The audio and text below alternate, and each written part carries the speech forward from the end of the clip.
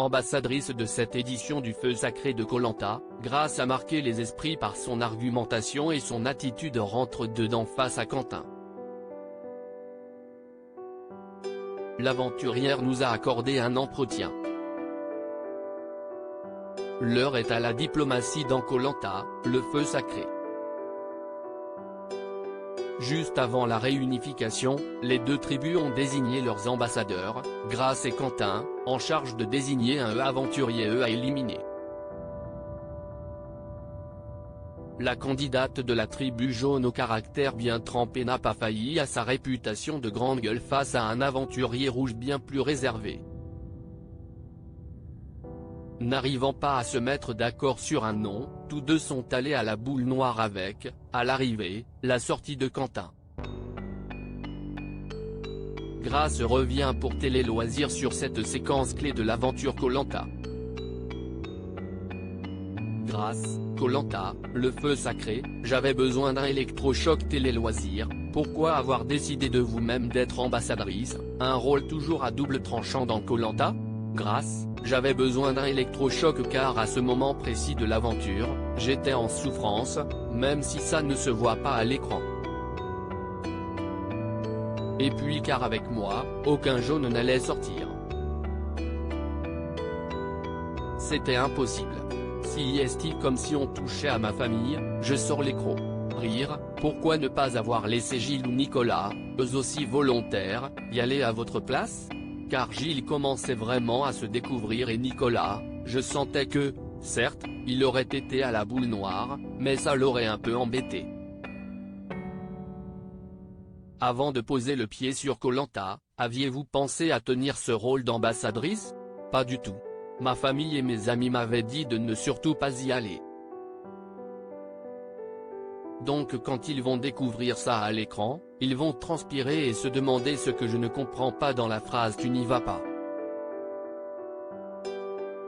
Rire, Grace, Koh-Lanta 2023, je ne comprends pas Quentin.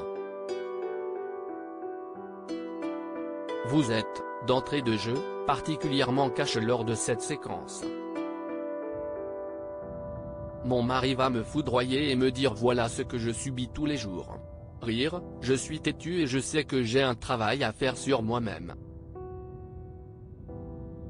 Avec le recul, regrettez-vous vos propos très durs contre Esteban et Anne-Sophie? Dans l'aventure comme dans la vraie, je suis comme ça. Et quand j'estime que quelqu'un n'a pas sa place à tel ou tel endroit, je le dis. Ça ne veut pas dire qu'en dehors je ne m'entends pas avec les personnes concernées. Mais, oui, à ce stade de l'aventure, s'il y a bien deux personnes à sortir, si Esteban et Anne-Sophie.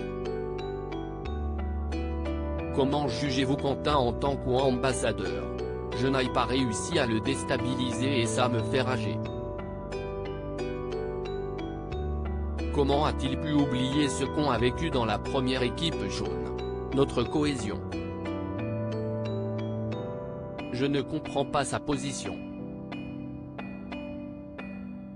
Donc voilà pourquoi je lui tiens tête et que je suis encore plus déterminé. Grace, ambassadrice de Koh-Lanta, le Feu Sacré, oui, je suis une grande gueule. Vous décidez d'aller à la boule noire. Dans quel état d'esprit êtes-vous à ce moment précis, avant le tirage au sort? Je me dis que même en cas de boule noire, mon aventure aura été belle car je ne l'aurais pas subie. Et en cas de boule blanche, j'y aurais vu un signe et ce fameux électrochoc dont j'avais besoin. Mais comme avec ma famille lorsque je suis fatigué ou énervé, j'essaye de ne pas le montrer. Vous êtes une figure marquante de ce Koh-Lanta, le Feu Sacré. N'y a-t-il pas un risque à trop se montrer? Si est-il vrai? Mais en même temps, si est moi. Rire, je suis resté entière et ce que vous voyez à l'écran, si est qui je suis dans la vie.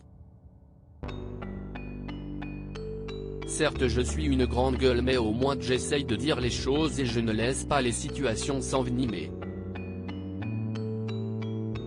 Et puis j'essaye d'être toujours diplomate, au moins au début.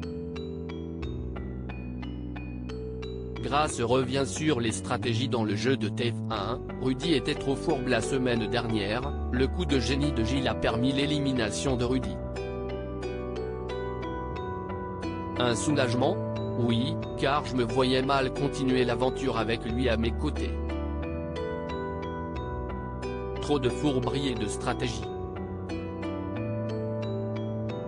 Si est amusant car dans son portrait ses filles lui disaient de ne pas trop faire le chef. Malgré toutes ses armes stratégiques, sa seule véritable arme secrète, c'était ses filles. En les écoutant, Rudy aurait été plus loin dans l'aventure. Dans votre portrait, vous disiez qu'avec 4 hommes à la maison, vos 3 fils et votre mari, Koh-Lanta ressemblerait à des vacances. Verdict? Comment vous dire?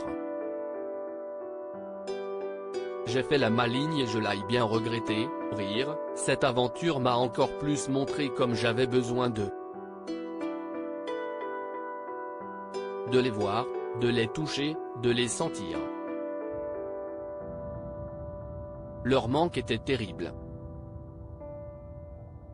Même avec l'aval de mon mari, qui m'a dit de profiter à fond et qu'il s'occupait de tout à la maison, non ce n'était clairement pas des vacances. À lire aussi faut qu'il ferme sa gueule, grâce, Koh-Lanta, le feu sacré, s'emporte contre Martin et ses manies.